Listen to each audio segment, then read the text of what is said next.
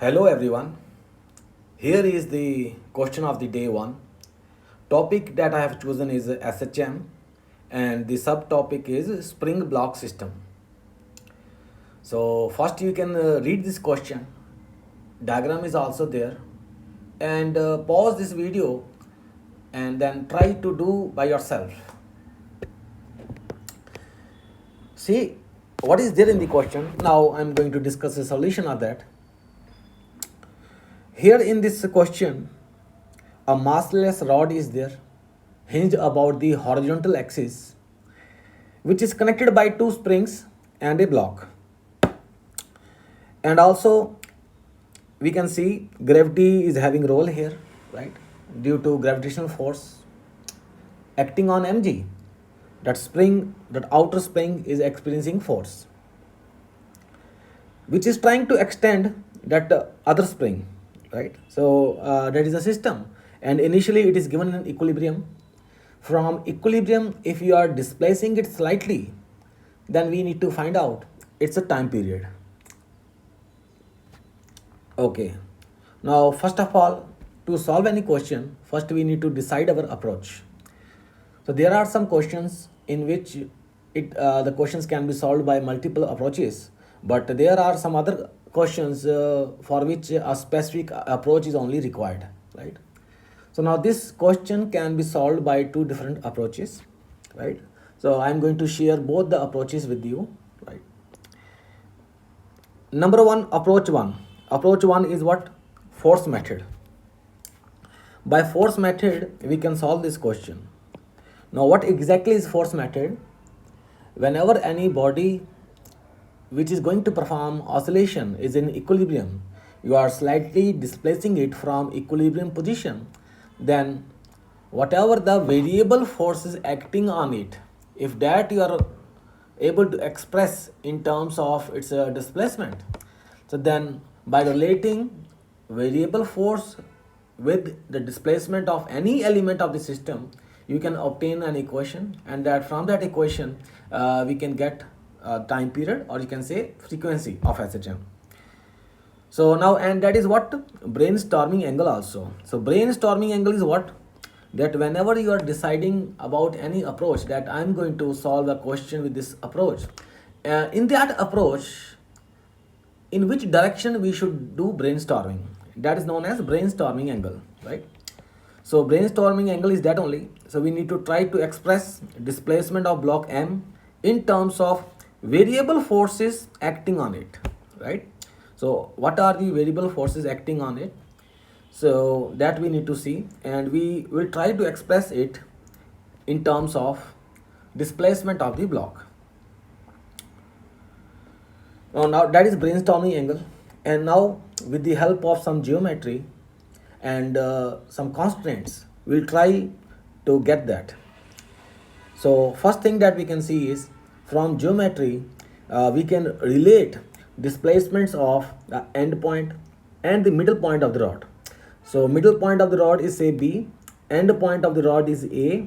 Suppose on rotating slightly in clockwise direction, point B has moved downwards by distance y1, and point A has moved downwards by distance y2. Y1 and Y2 can be directly related with each other, right? By geometry, theta is equal to arc upon radius. For small angles, Y1 I can write theta into L. So say that small angle is theta, and Y2 I can write theta into 2L. So no problem in that. So by that I can write Y2 is equal to 2Y1. So extension in spring 1 is Y1. Extension in spring 2 is not Y2, right? This you see, generally in a hurry students do this mistake. So they just see Y2 is equal to Y1. It means extension in spring, the second spring is just Y2, but it's not Y2, right? So now let's say extension in it is Y3. Then displacement of block My can be written as Y2 plus Y3, right? So means how much A has moved down, and what is the extension in a spring, that outer spring, what is the extension? So sum of these two quantities, I can say it is a displacement of block M. Now what we need some relation between y1 and y3 or y2 and y3, right? So if I'll get that relation, then I can relate that how much spring force is acting on block in terms of its displacement, right? So that is what we require here. So now here, generally actually at this step, many students stuck that what to do now, right? So in a problem, when you are solving any problem, when approach is clear, brainstorming angle is also clear, still when you stuck in a problem, right? So then it means we are missing some crux point in the problem, right? Crux point means some important point which is connected conceptually with the question. That is crux point. So here, what crux point we are missing? Let's see. So if you see here, the rod is massless, right?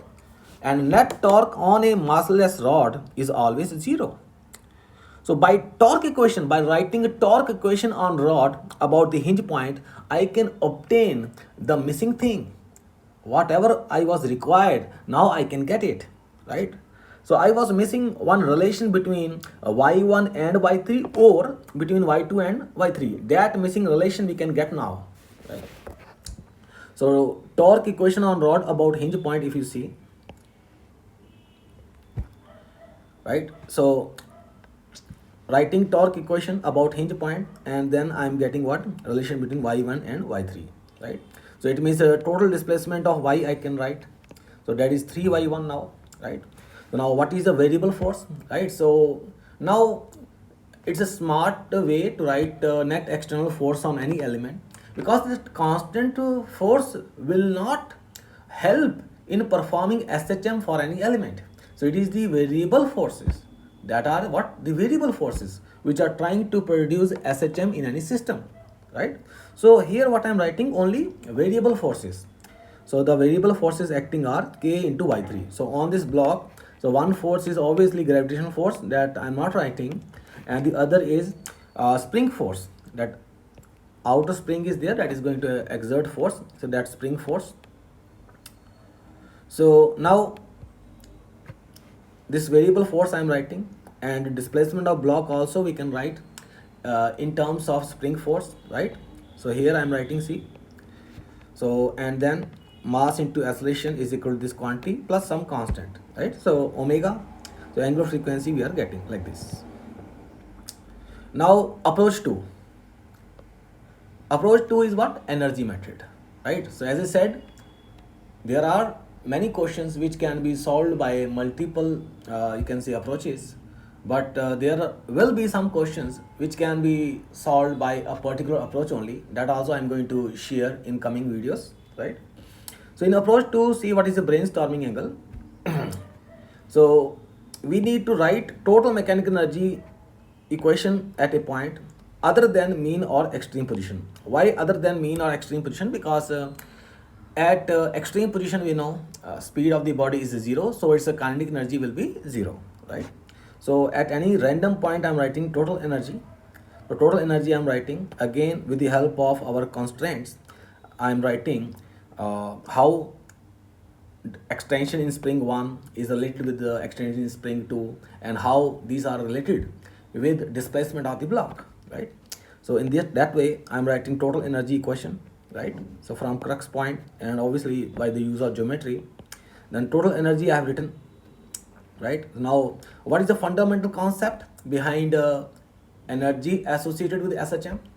So in SHM, total mechanical energy should not change with time, right? So derivative of that mechanical energy with respect to any variable must be 0, right?